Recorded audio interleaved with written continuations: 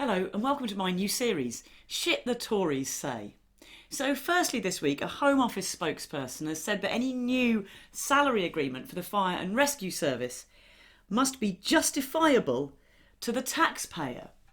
Right, first of all, as soon as they act like they have to be accountable to taxpayers because they fund the government, rather than electors who vote for the government, they're basically revealing that they only care about their paymasters and they're not even remotely interested in what is best for the rest of the country. It is always a red flag when they do that. But secondly, if you are a taxpayer, and we all are because there's so many different ways in which we're taxed in our society, let me just justify to you the adequate funding of an effective fire and rescue service.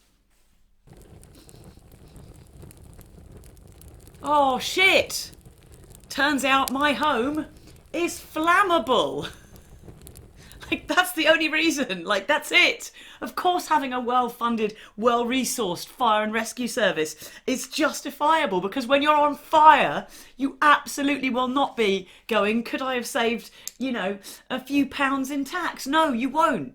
You'll be going, thank fuck somebody is coming here to rescue me. Anyway, there are plenty of ways to raise taxes without it actually hurting, people in the most need in our society.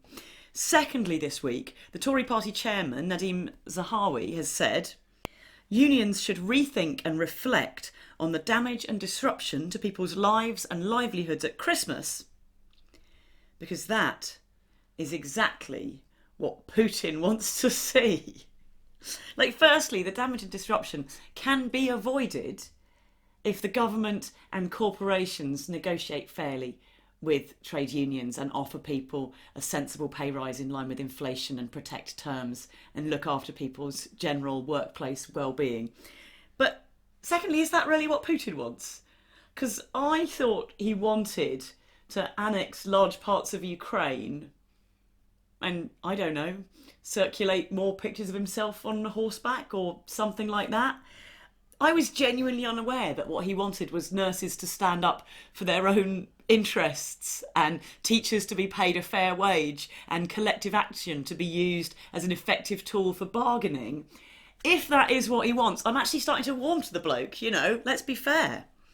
And finally, Matt Hancock.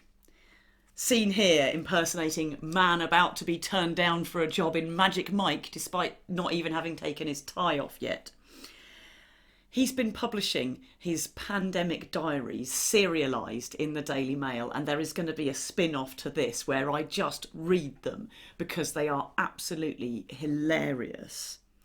On April the 2nd, 2020, he writes in his diary, at the time that he decided he wouldn't require a negative COVID test to discharge a patient from a hospital into a care home, which is what sparked thousands and thousands of elderly people unnecessarily losing their lives.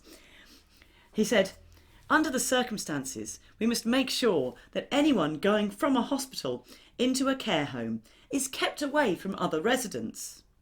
I hope that this message filters through and is followed.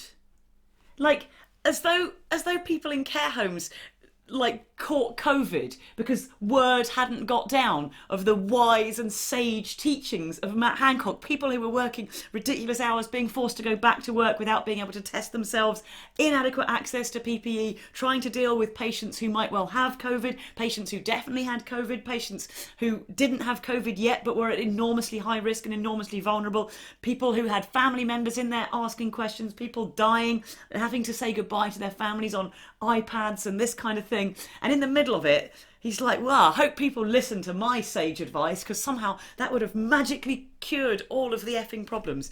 It would not. I'm going to read some more of his diaries in a separate video because they are sort of amazing for the level of self-indulgence, the level of willful misunderstanding of the situation and all that sort of thing. And I might do some more of this series because there's just so much to say, isn't there? In the meantime, thank you so much for watching. If you are able to, please consider sponsoring my videos because that's how we make them and we really appreciate that. And I hope to see you at upcoming shows because especially this Thursday, if you're in London, I will be performing at the Duke of Wellington on Wardour Street with my solo show Humanity's Last Hope. Otherwise, I'll see you very soon.